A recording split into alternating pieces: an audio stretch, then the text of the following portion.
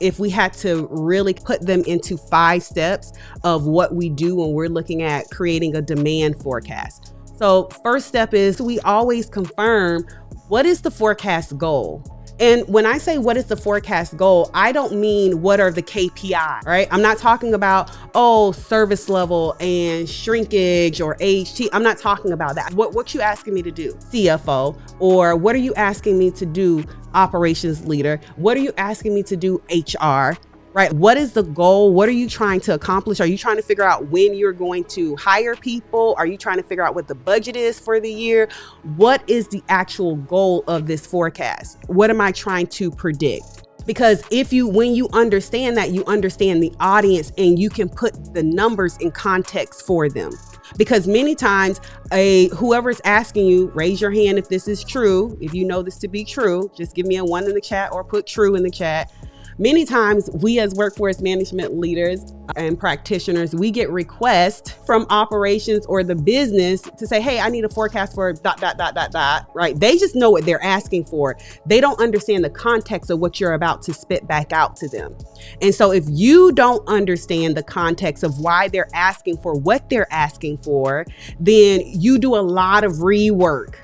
And so it's really important before I even start any forecast. Before I do anything, I'm asking, who is this for? I'm defining the time frame. I'm identifying relevant historical data points, and I'm analyzing trends, drivers, and applying the forecasting model that is applicable to what is going to make an impact to the variables that they care about. So these are your 5 steps. I want you to screenshot this, write this down, to make sure that you're always following these steps. So we're not getting into the math per se of what we're talking about. I'm talking about process steps. We are going to talk about some math though. So let's talk about step 1.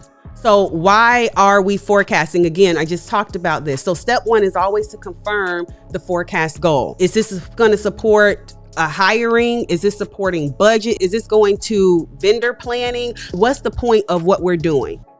Right? Are we looking at seasons and we need to know what we're going to be doing? This is so important to know what the goal is and who the audience is. Because again, I'm going to show you some stats here later that talks about how I think it's like 48%. It reduces 48% of the rework when you start here. But again, most workforce management people, I'm guilty, preaching to myself, right? We get into the numbers, we get down into the doing the thing, our head is down because we know the math, we know this is a math equation, we know how to do the things. And then it dawns on us after we've turned in the assignment, if you will, that, you don't even understand what I'm talking about, right? And now they have to ask us all these different questions, which requires a lot of rework. Step 2, define your time frames. Are we looking at a long range 6 to 12?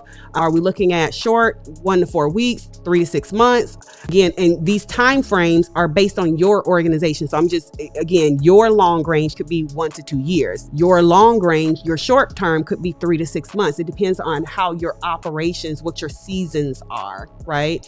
And then intraday, are we looking at this down to the 15-minute interval? What are we looking at? All of these serve a different purpose. In most cases, I'm trying to budget, right? I'm trying to create a budget. I'm trying to approve a budget. I'm trying to make sure that we have investor and funds that are going to look at our run rates for the year. So they are caring about the long range plan, right? Hey, new members are loading in. This is going to be the new demand. So this is going to be your new resource requirement. Whereas if we're creating an intraday forecast, this is more so for your operational leaders that are going to be caring about what's the shifts and when do breaks and lunches need to be and all of those different things. So it's really, really absolutely right, Frank, right? They shouldn't care unless they are micromanaging, which you got a whole different conversation going on at that point. Okay. But again, understanding the time frames and making sure that you push up to where they are going to care about and what's going to get them the outcome for the reason they asked for your forecast in the first place. Step 3, making sure you identify relevant data points. So how do I know if it's a relevant data point? I got to know my business. I just used the example with Stanley, right? Hey, we know that marketing, which is why I'm always saying workforce got to be in everybody's business. Y'all need to be in HR business. We need to be in marketing business. We need to be in sales business. We need to be in technology business. We need to be in everybody business. Why? Because I will be able to identify what are relevant historical data points that I then need to use for my forecast. But if all you have is telephony data, your phone data, I don't know, oh, I didn't realize you released this coupon for in marketing and you were going to sit. And this is why we keep getting flooded, right, and failing service level, because I'm not factoring this into my historical data points. So step 3, you have to know the business. You can't just have your head down doing your day to day and not understanding what you got going on in the business. You must know the business, which is why I'm always saying that workforce management people are really like mini CEOs, right? We really are. You got to know the business. Now, step 4 is to analyze the trends in the drivers. This is going to drive this way, has this seasonality. These are the events that I need to put into this plan. We're still talking about long range planning. So again, step 4 is then now analyzing those trends and drivers. Now, once you've went grocery shopping, if you will, is what I like to call it, for your relevant data points.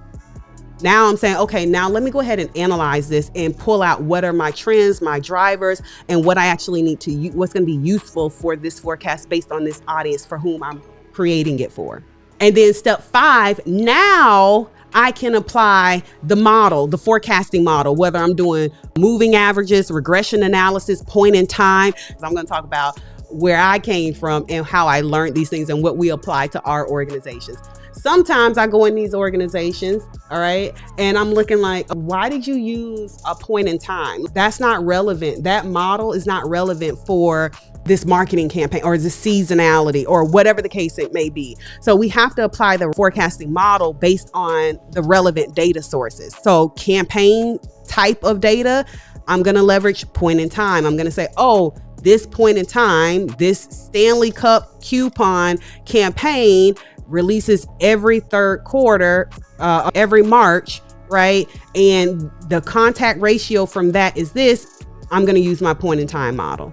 Whereas I'm just looking at steady state, I'm looking at historical data. I may use moving or weighted averages, regression analysis, seasonality, understanding the model that you're in the historical and the relevant data points is going to determine which model you are going to use. And so again, if you did not get a chance to watch that or attend that webinar, that edu-series, that particular session live, I highly, highly recommend that you go back and check that out, because we also did a assessment where you could take the assessment and figure out where you rank, right? A lot of people feel like just because they have data, they have a data management process, and it can't be further from the truth. So go and check that out.